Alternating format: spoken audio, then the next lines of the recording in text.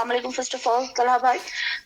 So let us begin, Talha bhai. First, I would want you to share your introduction, with my viewers, with my audience as well. The reason why I invited you and why did I wanted you to talk on economy, so then people would also get to know about you. So a short sort of a introduction, if you can, begin with, and then we shall, pose or would shed some light on the questions as well. Please go ahead. Sure. Assalamu alaikum, Kiran, and everyone. I'm great to be here. So my introduction is that I've done a bachelor's in economics and finance. My interests lie in economics. I have lived in Australia for the past 5.5 years. That's where I did my undergraduate from. And now I'm here in Pakistan currently, and I'm teaching economics and business studies to students from O level, A level, and undergraduate background. So that's a brief introduction about me. That's great. That's amazing. All right, let us begin with the sort of some basic questions in regards for economy, and definitely we'll touch upon Pakistan's economy as well. Now, Talha bhai, just give us a sort of a brief idea in regards for this macro and microeconomics. So what is the difference between these two? In general sort of introduction and explanation, if you can shed some light on this. Yeah, sure. So micro and macroeconomics are the two branches of economics. The other being international trade and globalization or development economics. So microeconomics deals with particular markets, individual markets and products and consumers. Any concept regarding demand or supply or market intervention, government policy in a particular form of market is going to be assessed under microeconomics. Macroeconomics looks at the country and all the markets in a country as a whole. So over there, you're not trying to segregate a particular market, a particular type of product, or a particular type of resource. What you're trying to do is you are trying to have an understanding of the whole economy in general. So that's the main difference between micro and macroeconomics. All right, that's great. Now, if I talk about the history of Pakistan's economy, what sort of difference do you see, or do you notice that you might have studied about history of Pakistan economy as well? So, if general idea in regards for Pakistan's economy or history of Pakistan's economy, that time till now at present age. So what sort of difference do you see, and the present condition of Pakistan economy, if you just, say it that way or take the question that way? So please shed some light on this as well. Sure. So Pakistan as an economy, we all know that when we were partitioned from the British India, there was a misappropriation of resources for Pakistan. We never got what we always wanted in terms of funds. And then again, a lot of industries were in the East Pakistan, and then the West Pakistan was mostly an agrarian economy, focused on agricultural products. Initially, that's how our industry was running. We had a lot of support from our feudal system and the other businessmen, such as the Parsi community. And then Mr. Mehboob Haq later records is about 22 families. So Mr. Mehboob Haq was an economist who was working at the World Bank, and he was also an ex-finance minister. So he comes up and later records that there are 22 families in Pakistan who really supported Pakistan. Up until the era of 60s, our growth pattern seems to be okay, doesn't seem to be really nice. In the period of 60, because as you know, up until 60, we saw a lot of constitutional and political issues in Pakistan. After 60s, we saw the regime of Ayub Khan, which is sometimes known as the golden decade of economy. But what else we see in that particular decade is income inequality is rising. Although the GDP is increasing by more than 8%, which has never happened in Pakistan ever, other than that particular 10 years. But we see a bit of income inequality happening, that there is a certain amount of rich people who are benefiting from that growth. The money can't be transferred to the lower class of the society. And then after that, we see a reimagining of the democracy, you can say, under the People's Party government. We see a lot of economic phenomena taking place, such as nationalization, which was never heard of before in Pakistan. Nationalization is the ownership of private companies by the government, so it's a transfer of assets and firms. And we see land reforms happening, so they were very rapid economic changes, which were not always welcomed by the society. However, that again could not bear fruit because a political situation happened, and down to the 90s now. The decade of 80s is sometimes thought to be also very locked for Pakistan, because we entered in the war of Afghanistan in 79. After that, we had a lot of money that's being spent in that war. There's a lot of aid coming from America as well, but yet still we can't really see a sort of an economic growth that's happening. There's no economic new development as such. Yes, there's still recent developments, but the decade of 90s is known as the lost decade. There's not really much you can talk about in terms of economy over there. That was a very difficult situation. We were about to default for the first time ever in the late 99, and then onwards we see a very good growth for some period.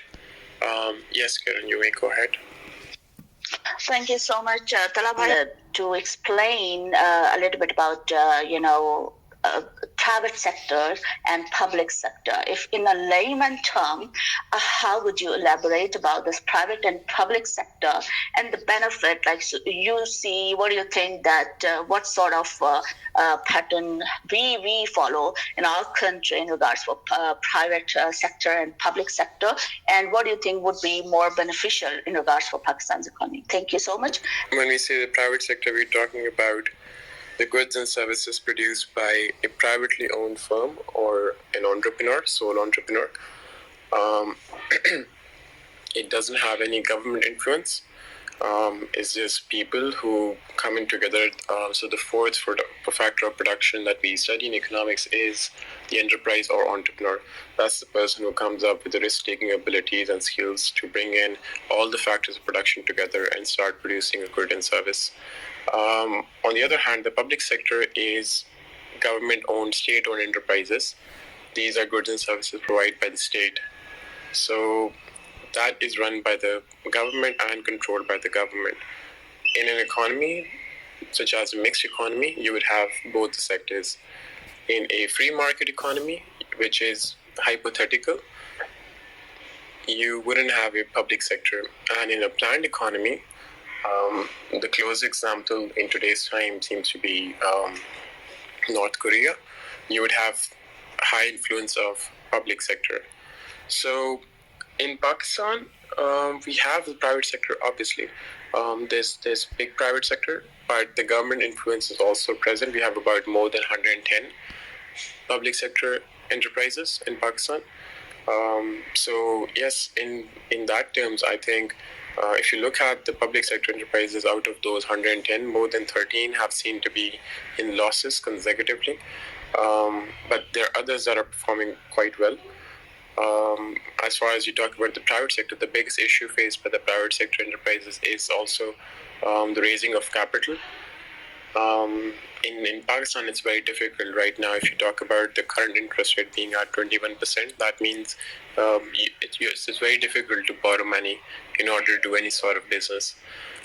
So yes, we would like to see. I personally would like to see more of private sector with cheaper access to raw materials, resources of any sort, and less rules and regulation for them to follow, so that they can increase productivity in general in the economy. All right, thank you, Talha bhai. Okay, now when we talk about this sort of mindset of Pakistani people, whenever they have to invest, they always just look into a sort of a real estate. So, what is this thing that why do not we focus on the other sectors as well? Like instead of investing in real estate, people, if you just shed some light on this real estate and sort of people, they always put disregard for Pakistanis people mind that they always just take more interest in investing in real estate and they do not look to the towards the other side. So what is the reason behind and where we are lacking? Maybe is it a lack of knowledge, or it's a lack of people, they just always think about it that we shouldn't take more risk because the other departments or the other sectors, they're just more quite risky. So how do you see it? How do you take it, and what is the reason behind that? Always and all the time, people, they always invest in real estate. Please go ahead. So, real estate being the construction industry, there's a couple of reasons why people invest in real estate, and trust me, having no knowledge isn't one of the reasons, because the investors in real estate have all the knowledge of making their money in it. So what they are actually looking at, what encourages them is firstly to park money in an asset which is going to give them good return in the future. So if you talk about real estate in the urban centers of Pakistan, rarely ever would you see a decline in real estate value. It has been increasing over and over in the past many years. So people find it a very safe sort of investment, where you can get both type of returns. If you want to get the rental returns, you can get that from the real estate, and if you also want to get the capital growth returns by selling the property later on, that is still a very good way. On the other hand, if you look at the other asset classes, you wouldn't find a much more rewarding form of an asset class than the real estate. Secondly, it's easy to park your money in real estate because there's not many taxes. Just last budget, we saw that there was this new form for tax on real estate property buying and selling. But there's many ways of people going around those taxes in order to evade any interest or any tax expense. So for that reason as well, they are very much inclined towards investing in the real estate. Thirdly, it just works with the phenomena of the demand and supply in the market. We have a lot of people that are now entering the urban centers and from the rural areas. So Pakistan's population is 60% in the rural areas and 40% in the urban areas. People are now moving towards industrial sector or services industry, which are based in the urban centers. And when they do come here, urbanization takes place, then the demand for real estate goes up. And if they see that this is a growing demand, they do invest their money in it and they start to do that business. So that's another reason. And also, if you look at barriers to entry or exit, real estate is maybe one of those industries which doesn't really require any sort of a education qualification. Regardless of how much a person has studied in their life, what skills they have or skills they don't have, they can always enter the real estate market if they have good investors, if they have good understanding of how to do the business, if they have a good contractor. Yes, you can. Even if you want to become a small-scale real estate trader or a broker, you can start your business from there. So there are many incentives that are promoting the real estate sector in Pakistan. Thank you so much, Talha. What do you think about remittances? People, they do have sort of misperception that remittances, they and I've asked this questions many other times. But for now, again, because new listeners have joined, so for their understanding, remittances, do you think that does it bring money to our country? Does it give some sort of benefit to our economy or Pakistan's economy? If you can shed some light on this as well, so then we shall go further. So, in order to bring foreign dollars in your country, there's pretty much three things that we can do. The first is we export our goods and services. The second is that we export labor, which is basically remittances. And then the third is that we borrow money from abroad. So if you look at export of goods and services, let's talk about last year. We had about $32 billion in exports.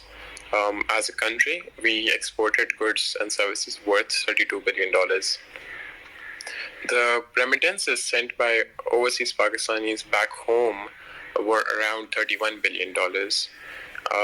Now, if you compare that, you see that the country as a whole earns about $32 billion, and the 9 million Pakistanis that are living abroad, they're sending back home around $31 billion. So that's the role of remittances. Now, in your current account balance, which has been Pakistan's issue since a very long time, now, a current account is a country's external account. It's a part of the balance of payments. A current account needs to be either in balanced position or a surplus. If it's in a deficit, then you would have to fund that deficit either from your reserves or you'll have to borrow money. Our trade deficit last year was about 48. If I'm not wrong, yes, $48 billion. Now, that means you'll have to pay $48 billion from your pockets, or you will have to borrow it. But when you talk about the remittances, that's money that's coming into your country and it's being sent by your people. You don't really have a liability on it. So if you subtract that, then you have $17 billion left out of 48. If you subtract 31, that's $17 billion left, and that was our current account deficit, which we had to meet. So remittances does have a huge role in the economy, in terms of boosting up our foreign exchange reserves. Thank you so much. Now, if I ask you about merits or demerits of foreign direct investment, people from other countries, they always like to do investment in our country, but they always just make a complaint that whenever we want to invest, we do see a lot more barriers to invest in Pakistan. What do you think? What could be the reason behind that? Then they just drop this idea to invest in Pakistan. What would be, in your opinion, could be the reasons? Please go ahead. So, if you talk about investment, so whenever a foreign company, entity, or a person wants to come and do business in Pakistan, there's multiple types of risk that they are taking. One of the risks is exchange rate risk. Now, that means if the person comes in to Pakistan and they start doing their business over here, let's say the dollar at point X in time is $1.50 to $1. The person starts earning money, and after a year, when they are going to start to repatriate their profits back to their home country, which is their profit, the dollar is now at around 160, 170. Or 120, was 180. So now that is an exchange rate risk for their currency. They are losing value in terms of their profits if they earn in Pakistan. So that's one of the biggest risks. We need to have a stable currency in order to bring in as much investments in Pakistan as much possible. Second, if you look at the density of business over here, there's a lot of economists that keep writing about it, and they say that our markets are controlled by very large businesses, so there's less room for new business to enter.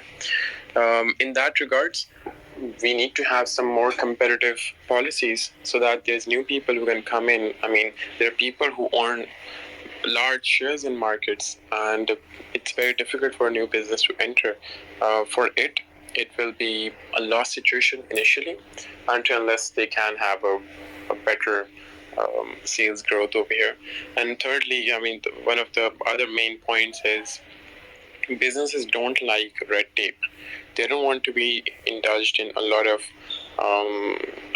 official reports and official data sharing and this and that. They want to have some sort of legal cover as well for them. For example, privacy laws. So that's something that we need to work on as well, so that we can encourage more and more investors to come to Pakistan. All right. Okay, Talha bhai, when we talk about energy, do you see some energy crisis in Pakistan? Because I think last few years we were suffering a lot more in regards for energy department. And what do you think if we could look for the solution? Maybe our energy side or energy department would, flourish in that way. Do you think some sort of remedies? Because every single time that we have to sort of import those sort of fossil fuel, and of course due to that we create energy. So what do you think? What are the lackings in regards for energy in our Pakistan? And if we just gonna see through a closer lens in regards for energy crisis in Pakistan and our country. And the other question, which again, that some sort of terminology got lost of my mind. I wanted to bring up that stock exchange investment before that. If so, then you can shed light on that a little bit. And please take both questions if you want to shed some light on these two questions. Please take. Yes, sure. So energy, if you look at Pakistan's imports, the money that we pay for goods and services that we buy from foreign companies, energy tops it, and most of our money is flowing out of our country because we want to buy energy. Now, it's not just our cost; it also has an economic, environmental cost attached to it. If you look at Pakistan's energy mix, you'll find that more than 70 or 80%, I'm not exactly sure, you'll have to check it, comes from non-renewable sources of energy, basically combustion sort of energy, chlorofluorocarbons. We buy imported coal, we buy petroleum, we buy LNG. So that's all that we are importing. Now, yes, that has a big cost attached to Pakistan because, as you saw last year, it happened as well. Whenever the energy prices in the global economy increase, automatically Pakistan enters in a bad situation because of its dependence on external energy sources. We need to fix that. And I think there's a lot that's happening to do it. If you look at renewable energy sources under the CPAC project, there's a lot of wind farms that are being made. There's hydroelectric water supply system that's being constructed. But yes, we need to have more and more of that. That is a big issue for Pakistan. And also not just decreased dependency on imported fuel. Also, it has to be renewable source of energy. We just saw what's happening, the floods in Pakistan last year. About 1/3 of the country is underwater. Obviously, Pakistan contributes even less than 1% to total carbon footprint, but still, if we follow suit, then other people may also feel that, okay, this is something that's not their issue, but yet still if they are facing the brunt of global warming or climate change, then yes, we need to take responsibility for that. That's for energy. And if you talk about stock exchange investment, so stock exchange is basically a market for shares, right? That's what we can call it, of different companies. Whenever a company, if you want to raise capital for a company, right? It's if you start a new business. Now you have two ways of doing that. Either you raise it through debt, that means you go to the banks and then you ask them to give you the money so that you can start your business, or you can do it through equity. That is if you raise money through the share market or the bond market, or if you have your own money left over, that's equity. Basically, you're transferring ownership to the other person of your company. If you raise money through share market, it's called an IPO, initial public offering. Now, that's very important. Like you said, foreign investors do need to come to Pakistan stock market so that they can be involved more and more in the IPOs of new companies. But then again, I think there are investors that are coming in. I read it in the newspaper all day long that there are foreign investors that are coming in Pakistan and they're earning from the share market, but then they repatriate their funds back to their home country. For Pakistan, that's not a good sign because that is not money that's staying in the country. You can call it hot money, money that comes in and then that goes out quickly. So as far as the share market is booming in the sense of providing capital to new companies and to existing companies, then yes, that's very good. But when you talk about money that can be easily flowed out of the share market, then that's not to the advantage of Pakistan. All right, thank you so much. Talabhai, if you can give us some information in regards for the industrial side of our country, Pakistan. What is the present condition? When I just, would you, if I just would say in that way that small scale industry or those industrial causes, if you see some sort of, barriers in our Pakistan, in our country, in Pakistan. So how do you see the present condition? Is it going better or it is, I think deteriorating more? Do you see some hope in the industrial side now, or you say that oh my gosh, this our country, our industrial side is on threat? How do you see it now? Yes, so in an economy, there are three sectors mainly. One is the primary sector, which deals with the agricultural economy, agricultural products. Then we have the secondary sector, which is the industrial sector, like you said, the manufacturing sector. And then we have a tertiary sector, which is the services-based industry. In Pakistan, the biggest contributor to our GDP is the services industry with more than 40 or 55, 54% contribution to GDP. That means Pakistanis get their income mainly from the services industry. On second, we have the agriculture sector. I think it was about last year, the contribution to the GDP was about 22.268%, something like that. And then when you talk about the third sector, the industrial sector, it had the contribution to GDP of about 19 point something percentage. Now, even in the industrial sector, we have different classes. So the large-scale manufacturing sector is basically, there's a list of factories and products that are made in this industry that are called large-scale manufacturing sector. Textile industries, for example, are also part of this. Now, I do have a lot of hope.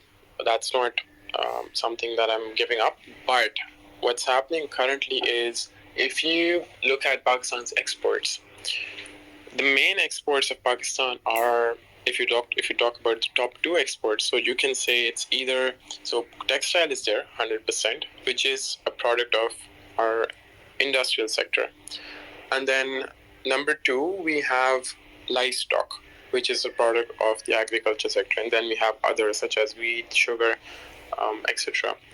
Now, from last year till this year, we have seen a decline in the industrial base of the economy. Basically, the industrial or large-scale manufacturing sector has contracted. That means their overall production has declined. It has decreased. Not only the production, also the employees who are or who were previously employed in those sectors, they have become unemployed. A lot of plants have shut down. That is a prominent sign of a contraction of the economy in general. This is evident from our export revenue, which has declined as well, because obviously if the textile industry is going to produce less and less, regardless of maybe it could be the global situation, it could be our current economic turmoil in the country, we will earn less export revenue. That's something we can be sure of. So the industrial sector is very important, not only because of its growth in terms of exports, but also because of the employment it provides to all the other people. And moreover, industrial sector brings in their raw material from the primary sector, right?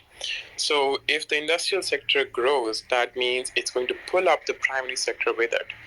That means there's going to be more demand for the raw materials. Automatically, the primary sector will have to perform even better than before in order to keep up with the industrial sector. So for Pakistan, it's very important. Unfortunately, in the last 1 year, we have seen a decline in it, but I'm hopeful that in future we can get even better results. Thank you so much, Talha bhai. Assalamu alaikum, Zishan bhai. You have the mic. Please unmute yourself. Pose your question if you have any. Thank you very much. Assalamu alaikum, Kiran and Talha. I have a question for Talha bhai. Talha bhai, we always hear in the media that the dollar rate is going up or down, and it's linked to the country's progress. How much of it is just politics, and how much is it really related to country's economic progress and development? The dollar rate compared to rupee. Thank you. Thank you, Zishan bhai. Assalamu alaikum. Welcome.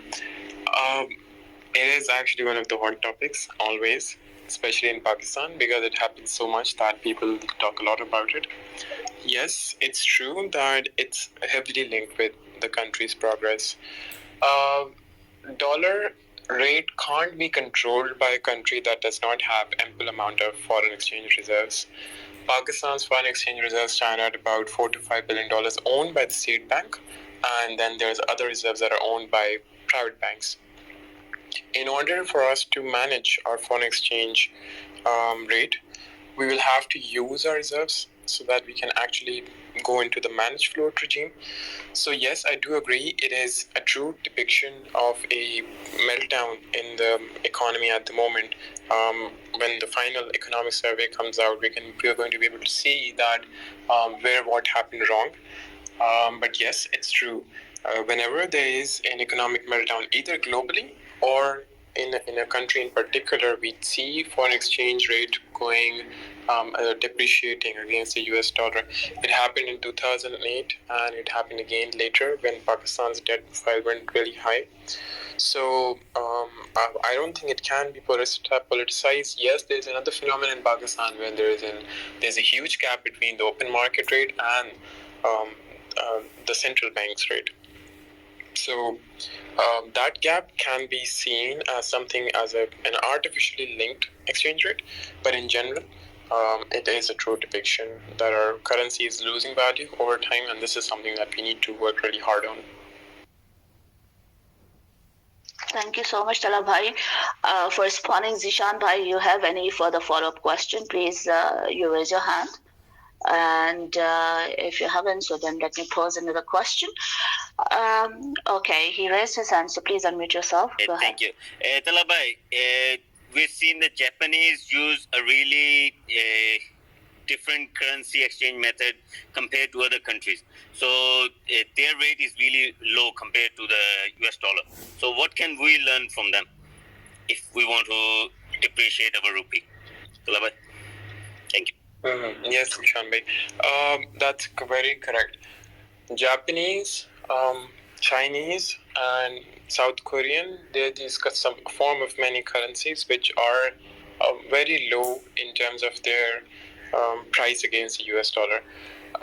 Basically, when our currencies are low, that means for foreign nationals, our goods are cheaper. They can buy more and more of our goods with their currency. So that makes our exports very competitive. And on the other hand, it also decreases the amount of imported goods in the country because imports become expensive for us. But Japan and the other countries, they are successful. And if you remember, Donald Trump initiated a trade war with China based on this phenomena. He said that China artificially keeps its currency low because it wants to earn export competitiveness and penetrate the American market or the other economies globally. That's very true. It happens, and it is one of the tactics that a country may employ. But for that, we need to ensure that our domestic industry is good enough to first supply quality products that are in demand in the global economy, and second, to meet the demands of local goods that can't be imported, so that people don't need to purchase imports. Now, in Pakistan, what happens is, yes, our currency goes down, exports do go up, but then imports go up by a lot because the goods that we are importing are something that we can't produce here. Even if you take the mere example of tea, for example, which was heavily controversial last year, we import tea a lot. So whenever our exchange rate depreciates, the price of tea becomes expensive for us. So this is something that can be used as a tactic, a lower exchange rate, a cheaper Pakistani rupee against dollar, but then we need to have some import substitution in place for that. All right, thank you so much. The present condition of our agricultural sector, how do you see that even though we are rich in resources and minerals, but still we do not generate a lot more from our agriculture side, and every single time, every year, that happens that we have to import, especially like you shall say, like wheat. I'm not sure for rice, but every single time we always just in decline of wheat production. So please go ahead. Let me take another speaker. So then after that we have to wrap up the space. Yes, Mazbhai, I've given you a speaker. You can come. Yes, Talha, if you heard my question, please respond. Yes, Kiran. So the Pakistan's economy is known as an agrarian economy.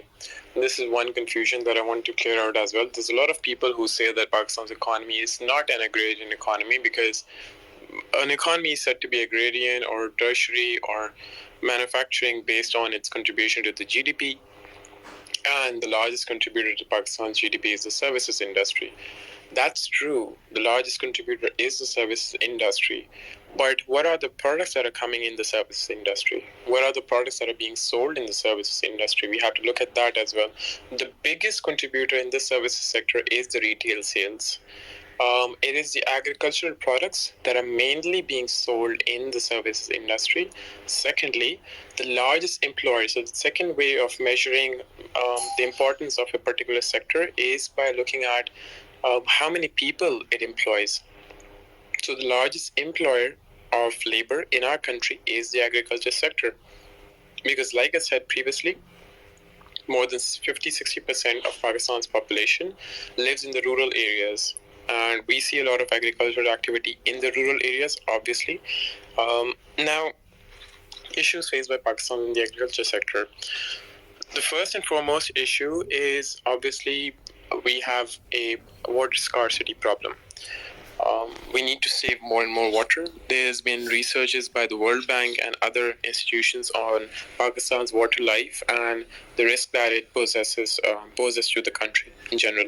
The crops that we produce, the bumper crops that you call it, the cash crops that we have, are mainly sugarcane. We have wheat. We have pulses. Now, what we need to work on is, and we need to understand that, look, sugarcane is a water-intensive crop. It uses a lot of water, and it also uses a lot of land. We export sugar as well, but then again, we need to look at its cost to our resources. In order to meet the demand for globally for sugar and locally, we need to produce a lot of sugar. If you look at the principle of comparative advantage, which was given by David Ricardo, which said that you produce what you can in the best way by using the least amount of resources, that was comparative advantage. If you look at that, I mean, we should not be producing sugar as much. We should be investing in other forms of crops. Now, take an example of Netherlands. It's probably the total area of Netherlands is about 50,000 square kilometers, if I'm not wrong. But it is one of the largest agricultural producing country in the world. Pakistan, it has a total area of about 700 and 800 or 800,000 square kilometer with cultivable land, or what do you call it? The other word, the land that you can use for agriculture purposes, about 200,000, 300,000 square kilometers. Now, why are we lacking so much far behind? Because the kind of crops that we are growing are firstly not high yield crops. That means we don't get high output.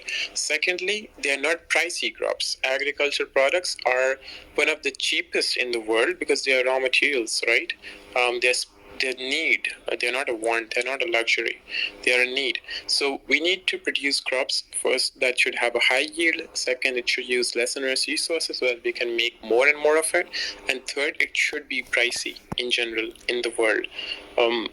in Pakistan, we see that every year we see a shortage of wheat. Although wheat is in bumper almost every year, but then we see a shortage because we think that we can meet the demand, and then we export it, and then we realize that okay, our reserves seem to be depleting. Now what? Now at least we can import more and more of wheat. So this is something that's happening over and over again. But I think that agriculture sector in Pakistan has a lot of immense amount of potential if water scarcity issue can be solved. Thank you so much, Talha bhai. You responded well. Thanks a lot. Now we have Sarah. And Sarah, you unmute yourself if you have any question. Arun bhai can see you. If you have any question or you want to comment too, please come up on the speaker. And then we have to wrap up the space because we didn't start, I think, half an hour ago or an hour ago. So now I have to wrap up. Yeah. Please, Sarah, go ahead. Thank you so much, Kiran. Hope you're doing well. Long time no see, huh? Hi. Yeah, but now I'm here. Eh? Okay. Yeah, just freshen up my energy. But inshallah, you'll be seeing me here time and again. Inshallah, then more and more usually. So now, yes, please go ahead for your question. Yes, Mr. Chachar, I have a question with you that we just hear in the media we need foreign direct investment in Pakistan. So, what you think? Like, how do you think that we can increase that? Thank you. Yes, Saira, thank you for your question. That's true. Pakistan's foreign direct investment is extremely low. How can we increase that? We need to make our markets more attractive for foreign direct investors. Ensure that when they are putting in their money over here, they face as less sort of risks as they would in terms of exchange rate risk, in terms of security risk. Also, we need to project our economy and the potential of our economy in every single aspect. For example, if we have a lot of labor, what can the labor do? Why should a foreign company come into Pakistan and start the business over here where they can start a business anywhere in the other countries?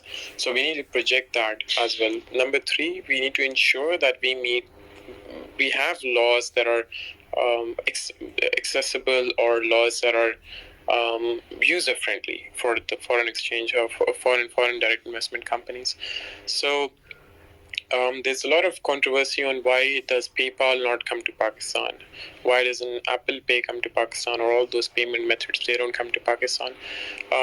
As far as my understanding is, I'm not exactly sure, but there's a big issue in terms of law, which they keep on saying that this is something that we need to work around with. So it also deals with the rules and regulation of the country, because obviously the foreign company will have to obey by our home laws. Also, the tax rate. Last time around, we saw a huge implementation of a super tax. The tax is a demotivation for the foreign direct investment companies.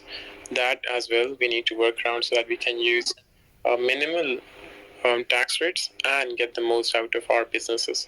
So there's a lot of work that has been done in the past years. It's everyone who has been thinking about it, what's the issue in terms of supply chain, in terms of the actual environment, in terms of the infrastructure that's being provided to the companies.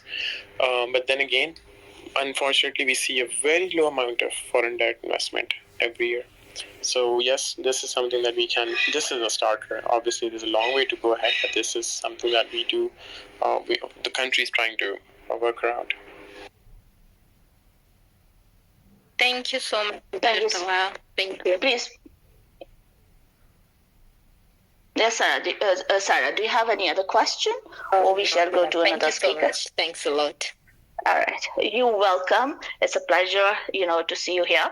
And yes, Mantasha, please unmute yourself. Go ahead for your question. Yeah, Assalamu alaikum, Kiran and Talha, Saira, and all the listeners. So, Kiran, I have a question about behalf of, I want to ask on behalf of my brother. Actually, question is this related to agriculture. Okay. In Pakistan, agriculture, industry, and services are the 3 main contributions. What are key steps to reform all 3 sectors for an economy like Pakistan?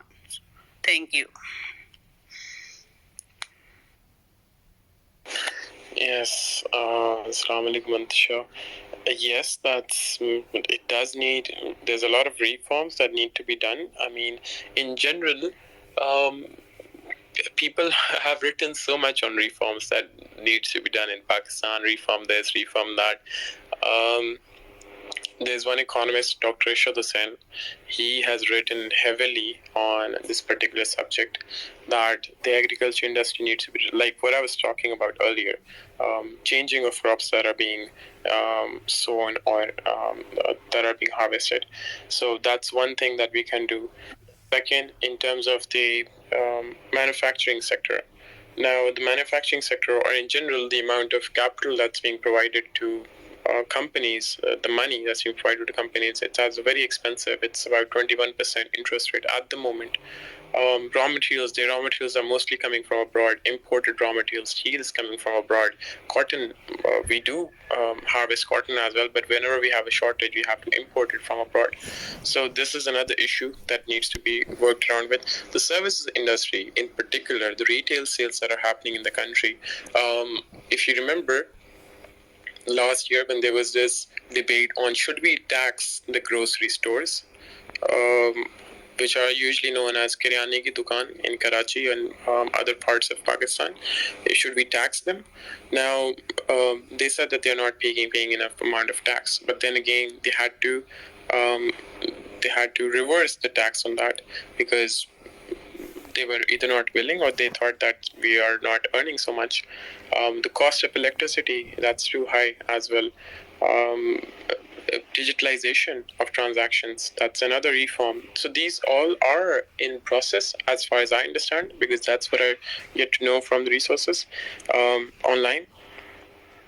But we need to look at what our economists in Pakistan are really good. I mean, if I personally like a lot of Ishad Hussain. I like about Dr. Akbar Zaidi. His books are really good at economics.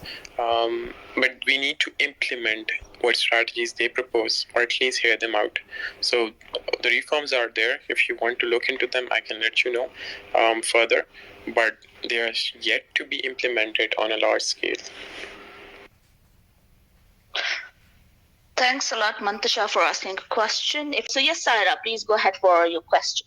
Yeah, thank you so much. And first of all, sorry because I said no more question, but it just came up in my mind. So I thought maybe Mr. Chachar, today is available. So we can ask him as much as we can. So Mr. Chachar, I had a question that how much is the political instability affecting the increase in foreign direct investment? So like I was saying earlier, so for foreign direct investment, one of the biggest challenges for any firm that's coming to a new country to invest, they start doing their market research even before they start doing the business in the country, right? So they do their research in terms of everything, in terms of the economic scenario of the country, what are the forecasts in the future, what are the avenues of disaster in the country, what is the economic stability rating in the country, what's the cost of capital, what product are we going to sell. So they do an extensive research before they start working in that new country.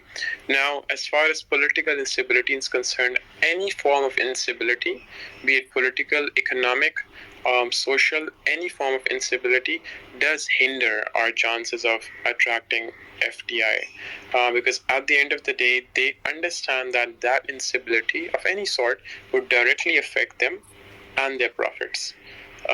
So yes, it does hinder their motivation to invest in our country, and this is something that we need to ensure that shouldn't happen.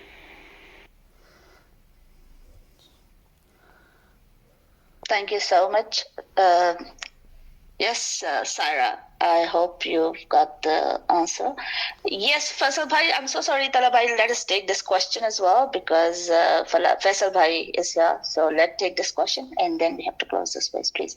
Faisal Bhai, unmute yourself. Go ahead. Yes, Assalamu alaikum. I just need to ask one thing because regarding economic stability, if we focus to like our agriculture reforms, don't you think that will help us more to reform the economy because we are an agricultural country regarding Pakistan? So don't you think it will help us more to reform that directly impact on our economy? Yes, Faisal bhai, Assalamu alaikum. I agree with you that agriculture reforms are much needed in terms of land, in terms of taxation, agriculture, in terms of the quality of products that we made, in terms of price control. Every year, we see that the government has to set a minimum price for wheat, and we find out that that minimum price is not being met by a lot of buyers in the market, and then the blame is on the government that why is it that you are not insuring, because minimum price in general can't be insured 100%. It's something that's a form of an intervention. Whenever you intervene in a market, you will expect some discrepancies because you can't control everything, right? The market functions on its own. So I do agree with you that we need to have some agriculture reforms, and they should start slowly or gradually, but yes, they should happen. Also, in terms of water supply and irrigation systems, our irrigation systems are outdated in most parts of the country, not in all. In many parts, we do see that there's new irrigation methods coming in. Drip irrigation is one of them. Yesterday, I just saw a pivot irrigation system in Muzaffargarh. I saw a picture.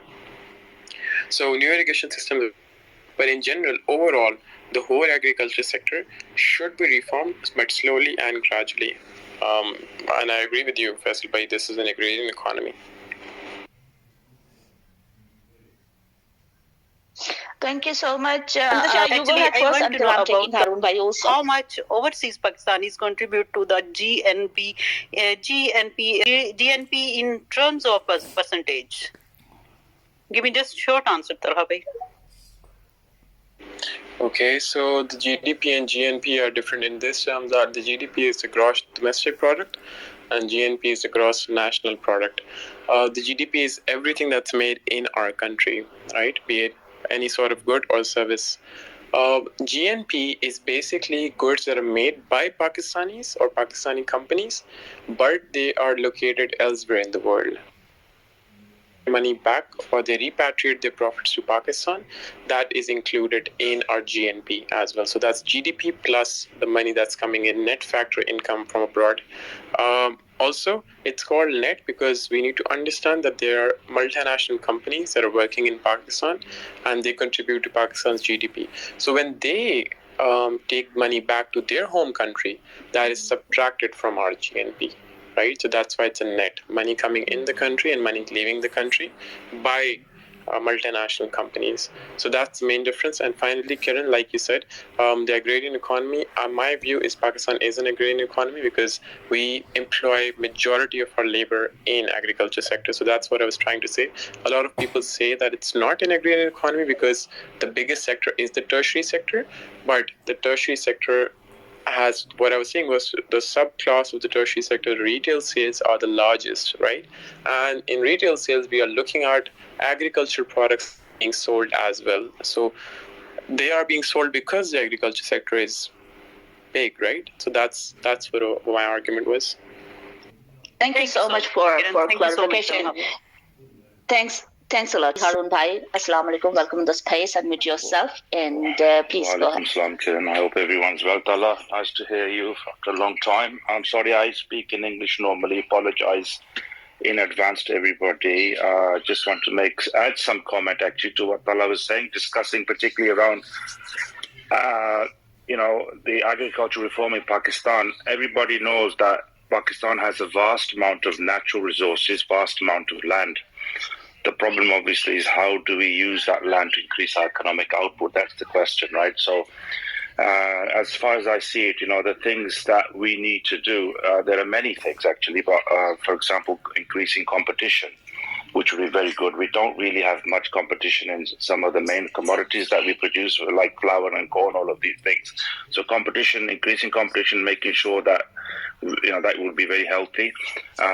Investment is required, as Talha pointed out, but obviously we need to project the right image for Pakistan in order to get that investment into the country, because investment by its very nature is a very medium long-term type of thing, right? So people don't invest for days, they invest for years and decades. So investment is required, and the use of technology.